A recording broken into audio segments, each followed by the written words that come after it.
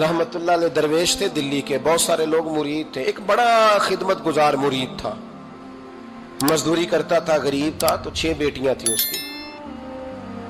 हजरत साहब के पास रोज आके कहता, हुजूर बच्चियों के लिए दुआ करें, अल्लाह कोई असबाब पैदा कर दे। एक बच्ची की शादी का खर्चा 1000 दिनार है और मैं गरीब हूं। हजरत साहब दुआ कर देते। खानका शरीफ के थोड़े ही फासले पर, हजरत जहां बैठ के मुरीदों की तरबियत करते थे, उससे थोड़ा ही फासले पर ना एक ईसाई रहता था, बड़ा मालदार था, बड़ी सारे ऊंट, गायें, भेड़, बकरियां रखी हुई थी और हजरत शरफुद्दीन रहमतुल्लाह अलैह की बड़ी मुखालफत करता था। और ये जो आपका गरीब मुरीद था, ये उसका पड़ोसी था। एक दिन बुला के ना उनको कहने लगा कि तू किधर जाके जो है वो टकरे मार रहा है, वहां से कुछ नहीं मिलने वाला। वो तुझे क्या देंगे जिनकी खानका खुद चंदे पे चलती है, मदरसा चंदे पे चलता है, मस्जिद चंदे पे चलती है, तेरी बेटी का मामला कहां हल होगा? तो उस दरवेश ने कहा कि तू मेरे पीर को नहीं जानता, तू अजय मेरा महबूब नहीं डिठा, तो पता नहीं ना, तू इस रास्ते का मुसाफिर नहीं, तू नहीं जानता। उनका बस चले ना तो वो हर कीमत में मेरी बेटियों की शादी करा दे। अब वो ईसाई था, कहने लगा अच्छा चलो ठीक है, अगर इतनी बात है ना तो जाओ उनसे जाके कह दो कि 6 साल के लिए मेरे साथ मुआहदा कर ले, तो मेरे जानवरों को चारा डाल दिया करे, 6 साल ड्यूटी करे, मैं 6000 दिनार दे देता हूं। वो मेरे साथ 6 साल मेरे जानवरों को चारा डाले, रखते हैं ना आप चारा डालने के लिए एडवांस पैसे दे के। अब तो लोग उन्हें भी गुलाम ही बना लेते हैं, बड़ी थोड़ी तनख्वाह देते हैं, जुल्म करते हैं, पूरा मुआवजा नहीं देते। हजरत शेख शरफुद्दीन के बारे में वो कहने लगा, जब अपने पीर से जाके कह के मेरे जानवरों को 6 साल चारा डाले, मैं 6000 दे देता हूं, तू जो कहता है हर कीमत पे जाने को तैयार है। उसने जब ये बात की तो मुरीद ने नाराज हो गया, वो लड़ाई हो गई, गिरबान पकड़ लिया, झगड़ा हुआ, बात बड़ी दूर गई। इस तरह की बात करता मेरे हजरत के बारे में, तेरे जैसे कई मैं वहां काम पे रखा दूं। जब वो बड़ी बहस हुई, बात मोहल्ले में, इलाके में फैल गई, दुनिया ने सुन ली, तो शेख शरफुद्दीन तक भी पहुंच गई। इस तरह झगड़ा हुआ है। लोग सो गए इशा की नमाज के बाद। हजरत साहब ने ना सर पे कपड़ा लिया, उस ईसाई के दरवाजे पे दस्तक दी। वो बाहर आया, फरमाने लगे लोग तो सोच समझ के मुलाजम रखते हैं, तूने भी तो सोच ही लिया होगा, तभी तो मुझे ऑफर की है। तू अपनी ऑफर पे कायम है? वाकई मुझे रख लेगा और 6000 दिनार दे देगा? कहने लगा जा बाबा काम कर अपना। फरमाया नहीं, तूने इतने लोगों में बात की, इतनी बहस हुई, तो कायम है? कहने लगा मैं तो कायम हूं, पर आपने नहीं कायम रहना। फरमाया मैं सोच समझ के आया हूं। उसने कहा आप ड्यूटी करेंगे, भैंसों को चारा डालेंगे? फरमाया एक शर्त, बस जब अजान हो जाए ना तो मुझे रब की नमाज पढ़ने की इजाजत दे देना, बाकी सुबह शाम जो तू कहेगा। अगर उस गरीब की बेटियां ब्याही जाए तो मुझे और क्या चाहिए? उसकी 6 बेटियों का बोझ है उसके सर पे, तू मुझे रख ले। अल्लाह अकबर। वो कहने लगा चले पे मेरे साथ खते बंदगी कर ले। आजकल हम स्टाम करते हैं, उस जमाने में खते बंदगी होता था, गुलामी का खत। काजी शहर के पास, यानी उसका ख्याल था कि चलो स्टाम की बात करूंगा तो भाग जाएंगे। फरमाया चल मैं तैयार हूं।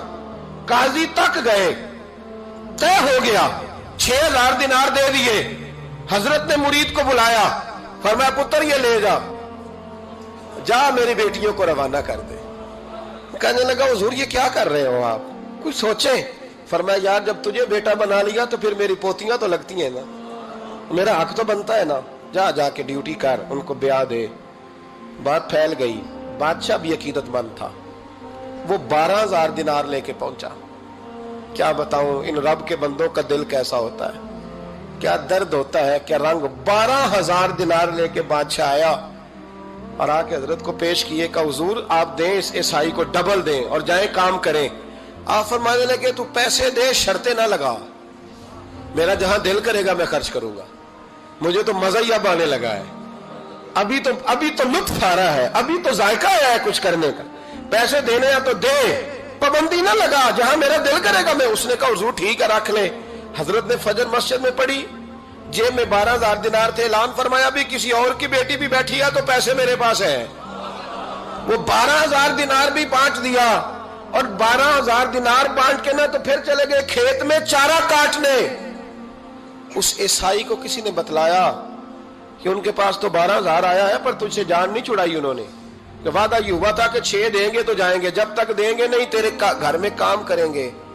वो ना चारा काट रहे थे, हजरत साहब तो वहां पहुंच गया, दूर जाके खड़ा हो गया, कहने लगा बाबा پہلے تو میں نے مسلمانوں کے اخلاق سنے تھے، اب تو میں نے دیکھ بھی لیے، پر یہ بتا جب 12,000 آیا تھا جان کیوں نہیں چھڑائی؟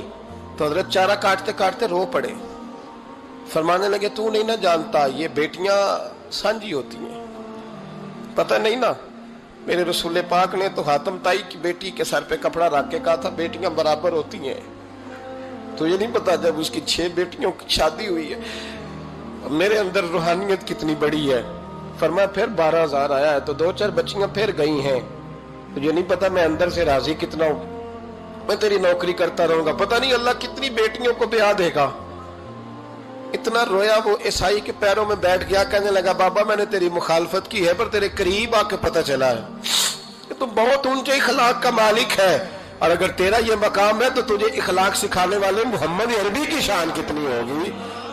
ظالم کی بولیے جاتے نہیں لوگ جھوٹے گواہ بن کے، وکیل صاحب کو نہیں پتا ہوتا کہ یہ بندہ مجرم ہے جو میرے پاس آیا، کیا مجرموں کے وکیل نہیں ہوتے؟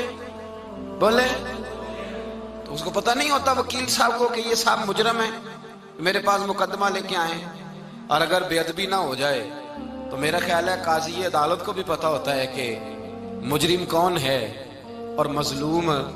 میرے نبی پاک صلی اللہ علیہ وسلم نے اس قدر زیادہ سختی فرمائی اس مسئلے میں، فرمایا جس کو پتا تھا کہ فلاں آدمی ظالم ہے، ظلم کر رہا، پھر وہ ظالم کا گواہ بنا یا اس نے ظالم کی مدد کی، کتنی کی؟ شارحین لکھتے ہیں چاہے اس نے ایک جملہ بول کے کی، چاہے ایک، سارے بولیے، چاہے ایک غریب کو اس نے ظلم کیا تو کہتے ہیں علاج یہ سی، چاہے ایک جملہ بول کے کی، شارحین اس حدیث کی شرح میں لکھتے ہیں ایک جملہ بول کے چاہے مدد کی، جس بندے نے کسی ظالم کی مدد کی کسی مقدمے میں یا کسی صورت میں اور اسے پتا تھا یہ ظالم ہے، میرے نبی پاک صلی اللہ تعالیٰ علیہ وسلم فرماتے ہیں اگر اس نے مدد کی، ابھی ظالم کی بات نہیں ہو رہی، ظالم کے مددگار کی بات ہو رہی، اگر کسی نے ظالم کی مدد کی تو حضور فرماتے ہیں خدا بھی اس سے بری و ذمہ ہے، رسول بھی اس سے بری و ذمہ ہے۔ سنبھال کے رکھے اپنی نمازیں، قربانیاں، حج، زکوٰۃ سنبھال کے رکھے۔ اگر ظالموں کا مددگار ہے، الیکشن آ لینے دے، آپ کو نظر آ جائے گا کون کون ظالموں کا مددگار ہے، نظر آ جائے گا۔ اپنی جیب سے لوگ پیسے دے کے ظالموں کی مدد کریں گے، ان کے فلیکس چھپوائیں گے، بورڈ لگوائیں گے، جیبوں سے پیسے دے کے۔ ہم نے خود آگ لگائی ہے چمن میں اپنے، بے سبب گردشی ایام کو الزام نہ دو، ہم نے خود نور کا ظلمت سے کیا ہے سودا، کر کے توہین سحر شام کو الزام نہ دو۔ ظالموں کے مددگار میدان میں آ گئے، یہ چھوٹا لفظ نہیں، میرے حبیب پاک صلی اللہ علیہ وسلم نے فرمایا جو ظالم کا مددگار ہے سن لے جو سجن کے ساتھ کچہری جاتا ہے، وہ یاد رکھے جو دوست کا گواہ بنتا ہے، وہ یاد رکھے جو کہتا ہے میں مانگی گیا تھا، مجھے بلایا گیا تھا قبضہ چھڑانے کے لیے کسی غریب بیوہ کی جائیداد پہ، کب وہ سن لے تو مدد کر کے نہیں آیا، تو خدا کے ذمے سے نکل گیا ہے۔ رسول پاک نے فرمایا تیرا میرا تعلق ختم ہو گیا، تو ظالم کا مددگار ہو گیا، پھر تو کہتا میں بے چین ہوں، میں بے قرار ہوں، میں آزمائش کا شکار ہوں، پلٹ کے دیکھ تو صحیح تیرا گناہ کتنا بڑا ہے۔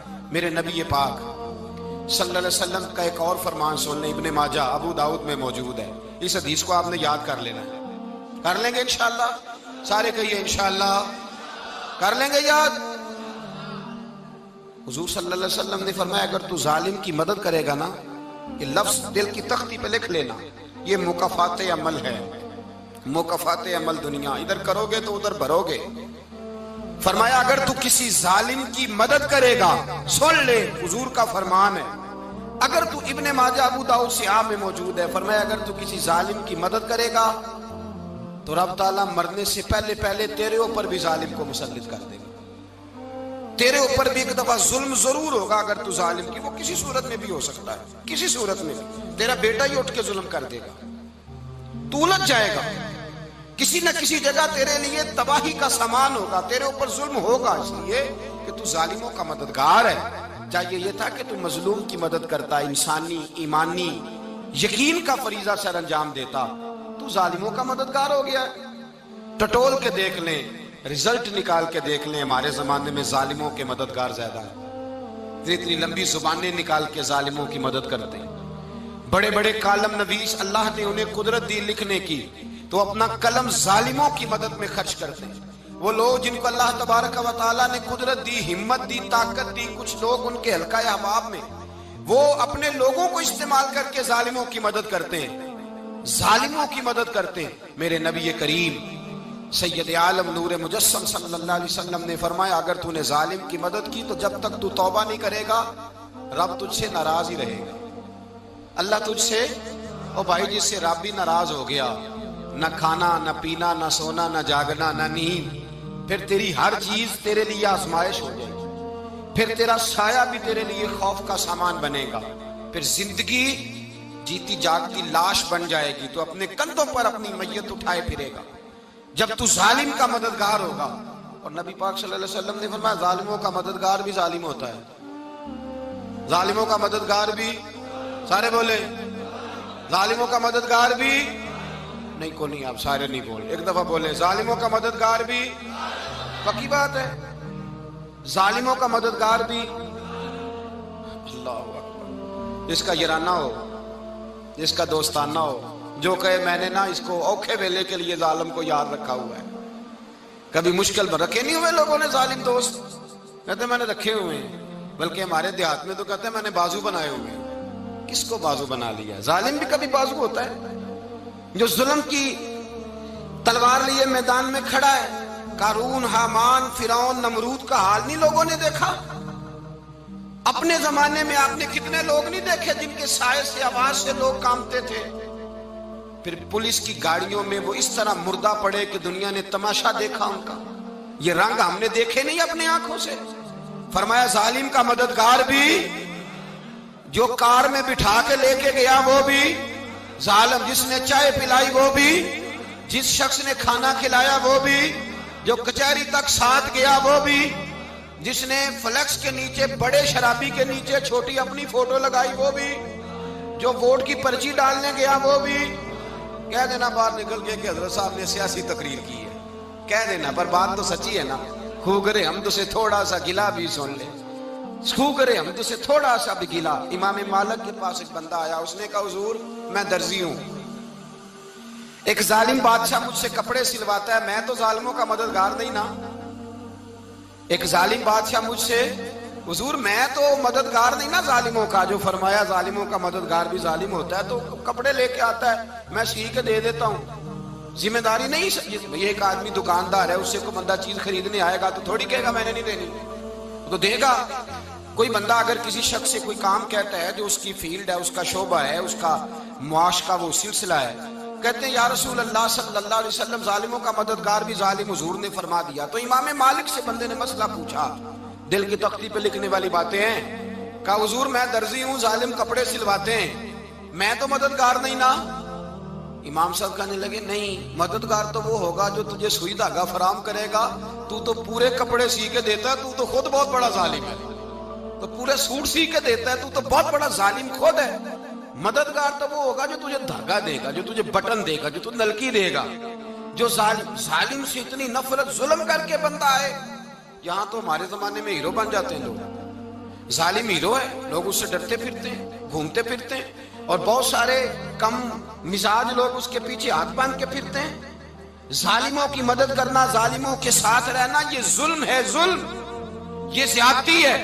میرے نبی پاک صلی اللہ تعالی علیہ وآلہ وسلم نے ارشاد فرمایا، یاد رکھو رب فرماتا ہے میں مظلوم کی مدد ضرور کروں گا، چاہے جلدی کروں چاہے دیر سے کروں، میں مظلوم کی مدد۔ اور حضور صلی اللہ علیہ وسلم نے فرمایا ہے، حضرت معاذ بن جبل کہتے ہیں حضور نے مجھے یمن کا گورنر بنایا، جب میں جانے لگا نا تو حضور نے بڑی نصیحتیں کی، بخاری میں موجود ہے، فرماتے ہیں جب میں پلٹنے لگا تو میرے رسول نے فرمایا معاذ ایک منٹ ٹھہر جا، ایک بات میری یاد رکھنا، اس کو نہ بھولنا۔ کہا حضور کیا؟ فرمایا دیکھنا کسی پہ ظلم نہ کر بیٹھنا، کہیں تجھ سے زیادتی نہ ہو جائے۔ محبوبہ پھر حضور نے فرمایا سن میرے معاذ، میں تجھے گورنر بنا رہا ہوں، زیادتی نہ کر بیٹھنا۔ یا رسول اللہ صلی اللہ علیہ وسلم کیا ہوتا ہے؟ تو میرے کریم نے فرمایا جب مظلوم دعا کے لیے ہاتھ اٹھاتا ہے تو عرش کا مالک کہتا ہے فرشتوں پیچھے ہٹ جاؤ، عرش کا مالک کہتا ہے فرشتوں پیچھے ہٹ جاؤ۔